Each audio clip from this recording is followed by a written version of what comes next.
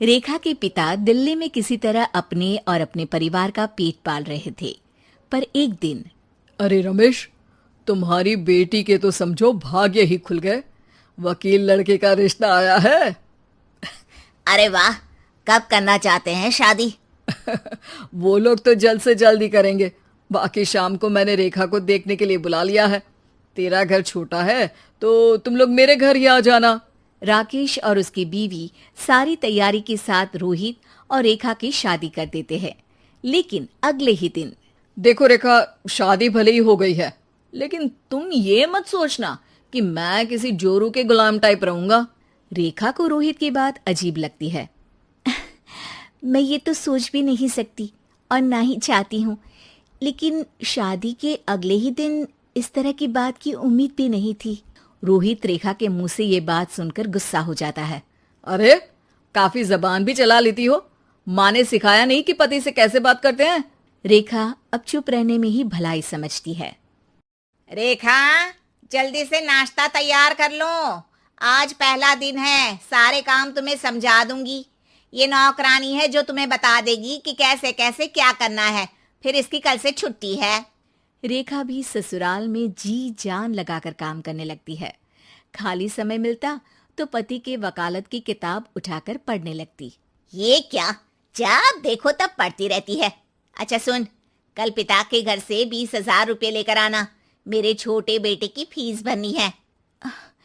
लेकिन पापा क्यों भरेंगे उसकी फीस? अरे वाह जी वाह, पापा क्यों भरेंगे? तो ये बता, हम क्यों रखेंगे तुझे यहाँ? क्यों खाना देंगे फ्री में? अरे, क्योंकि मैं बहू हूँ इस घर की। तभी वहाँ रोहित आ जाता है। अरे वाह, बड़ी जबान चला रही हो। चुपचाप माँ जो कह रही है वैसा कर, वरना सामान उठा और जा अपनी झोपड़ी में। बेचारी रेखा क्या करती, पिता के घर जाती है, उनको सारा हाल बताती है। पिता भी जैसे तैसे पैसों का इंतजाम कर बेटी को ससुराल के लिए विदा करते हैं। देखा, अब कहाँ से आए पैसे? अरे बहुत माल है तुम लोगों के पास, बस सीधी उंगली से निकालते नहीं। नहीं नहीं माँ, पापा ने अपनी मोटरसाइकिल बेचकर पैसों का इंतजाम किया है। पता नहीं अब वो ऑफिस कैसे जाएंगे। अरे वाह भाई, ये भी हम सोचे। खैर, जैसे तैसे दिन बीतते हैं। रेखा जहाँ एक प्यारे से बेटे की माँ बनती है, तो वहीं उसका वकालत की किताब में ज्ञान और गहराता जाता है। हे भगवान, बुरे फंसे। ये केस तो लगता है कि मैं हार ही जाऊंगा। देखिए, मैंने आपकी इस केस की फाइल पढ़ी थी। इस केस को जीतना बहुत ही आसान है। वाह भाई वाह, यहाँ वकालत की डिग्री लेकर भी मैं समझ नहीं पा रहा हूँ, और तुमने रोटी बनाते बनाते ही केस समझ लिया। अरे जाओ जाओ, जाकर मुन्ने को संभालो। केस मैं संभालूंगा। ए लड़की सुन, जाकर अपने बाप के यहाँ से 3 लाख लेकर आ। पूरा घर फिर से बनाना है। छोटे की शादी करूंगी तो छोटी बहू को कहाँ रखूंगी? पूरा घर तो तूने घेर रखा है। ऐसा मत बोलिए माँ जी, पापा इतना पैसा कहाँ से लाएंगे? अब तो वो रिटायर भी हो गए हैं। हाँ, तभी तो बोल रही हूँ, रिटायरमेंट के पैसे तो मिले होंगे ना। लेकिन वो अगर आपको दे देंगे तो बुढ़ापा कैसे काटेंगे? रोहित रेखा की बात सुनकर गुस्सा हो जाता है। ए सुन, चल अपना सामान उठा, अपना बच्चा उठा और निकल यहाँ से।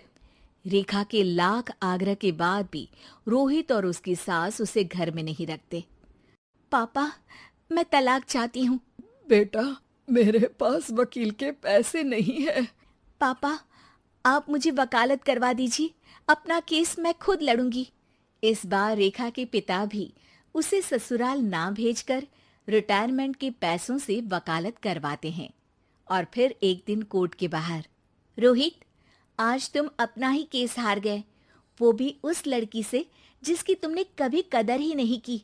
रेखा, मुझे माफ कर दो। मैं इतनी बड़ी अमाउंट कहाँ से लाऊंगा? मैं हर महीने पैसे नहीं दे सकता तुमको।